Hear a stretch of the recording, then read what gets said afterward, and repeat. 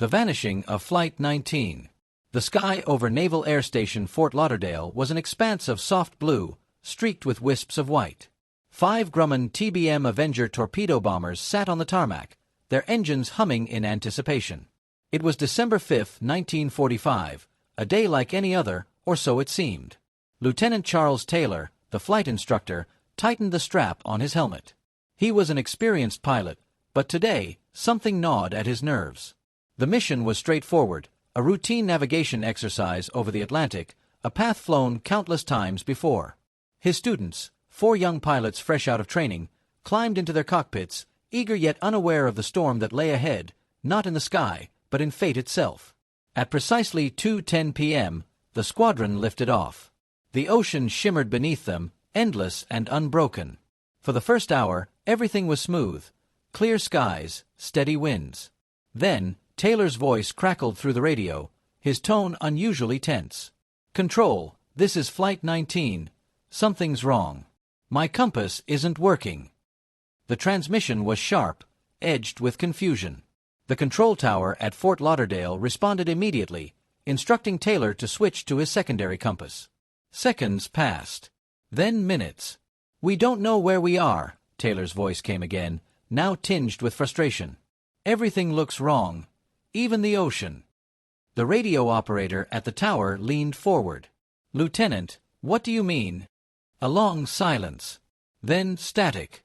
Inside the cockpits, the young pilots scanned their instruments, their hands gripping the controls. The world below had shifted. What should have been the familiar coastline was absent. Instead, only a vast, endless gray stretched in all directions. The sun, once a guide, now seemed misplaced in the sky.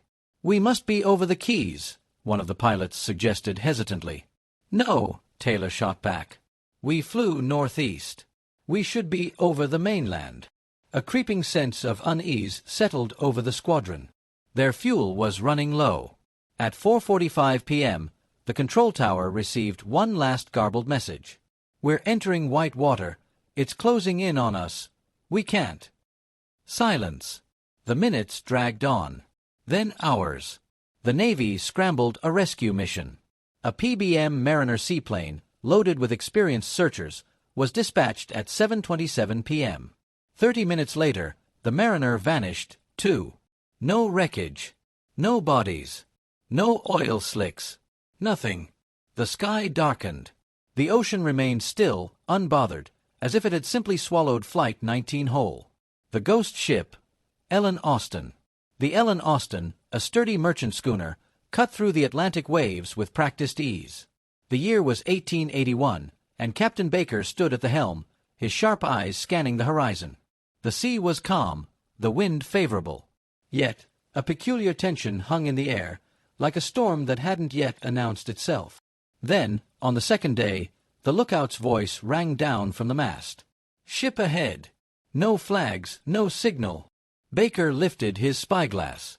A vessel drifted lifelessly in the distance, its sails full but slack, as if guided by unseen hands. No figures moved along its deck. No distress signals rose. It was a ghost upon the water. With careful maneuvering, the Ellen Austin drew alongside the derelict ship. The crew murmured in hushed tones as Baker called for a boarding party. For sailors clambered onto the abandoned deck, muskets slung over their shoulders. The ship was eerily intact. No signs of battle, no broken masts or torn sails. The galley still held supplies, and the captain's logbook lay open on his desk, but its last entry was days old, and the ink had dried mid-sentence.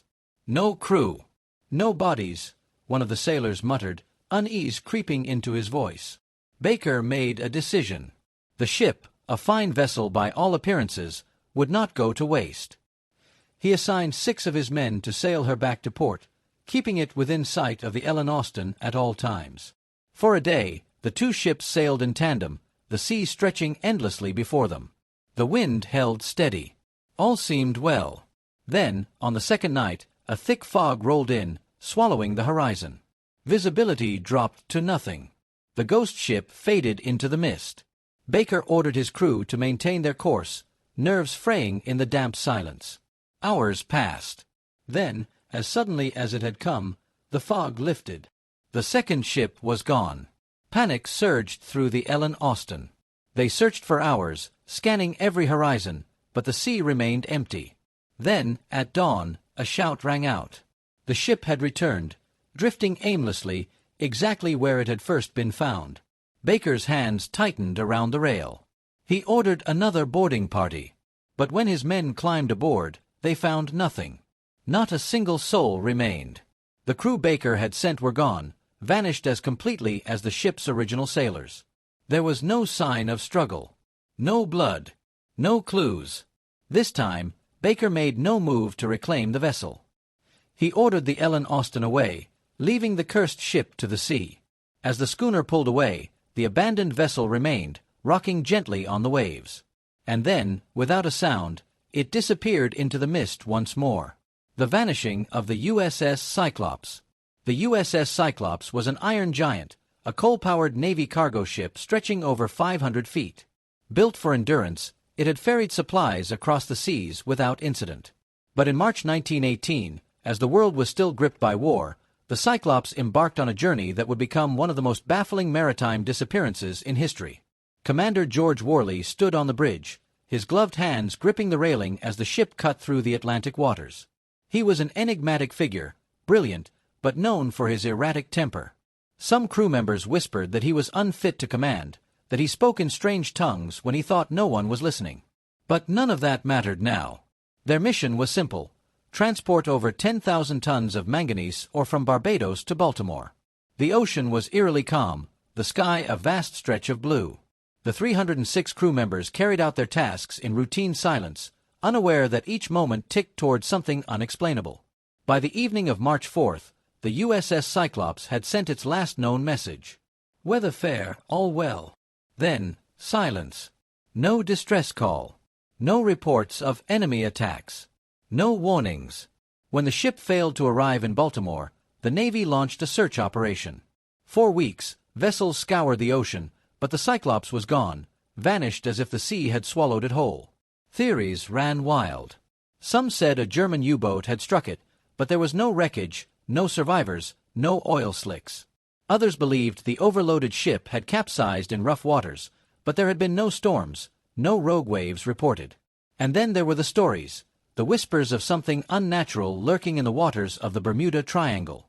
A year later, when its sister ships USS Proteus and USS Nereus disappeared in the same region, the mystery deepened. To this day, not a single piece of the USS Cyclops has ever been found.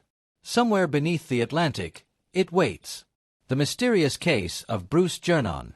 Bruce Gernon had flown the route dozens of times, a routine flight from the Bahamas to Florida.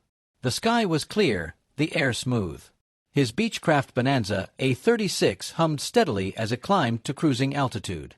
Beside him sat his father and a business associate, chatting idly about the warmth of the Caribbean air. But within minutes, the world around them changed. A grayish cloud appeared ahead, unnatural in its density. Gernon frowned. It hadn't been on the radar. He considered flying around it, but before he could react, the cloud expanded, engulfing the aircraft in a swirling fog. The cockpit dimmed. Visibility dropped to zero. The once reliable compass spun wildly, as if refusing to acknowledge their location. Then came the lightning, but not in bursts. Bolts of energy arced through the mist, flashing in strange patterns. Gernon's hands tightened on the controls. His radio crackled. "Miami Center, do you read? We're in some kind of tunnel." He hesitated. It wasn't just a cloud. It was a tunnel of light, stretching infinitely in either direction. The plane wasn't flying through it, it was being pulled. For 3 agonizing minutes, time became meaningless. Gernon's breath came in shallow gasps as he fought to keep control. The tunnel began to collapse, its walls folding inward. And then, they were out. The blinding light faded. The sky was blue again. The ocean stretched below, calm and familiar. But something was wrong. "Miami Center, this is Bonanza 815. What's our position?" The response came, but the voice on the other end hesitated. "Bonanza 815, you're over Miami." Gernon's blood ran cold. That was impossible.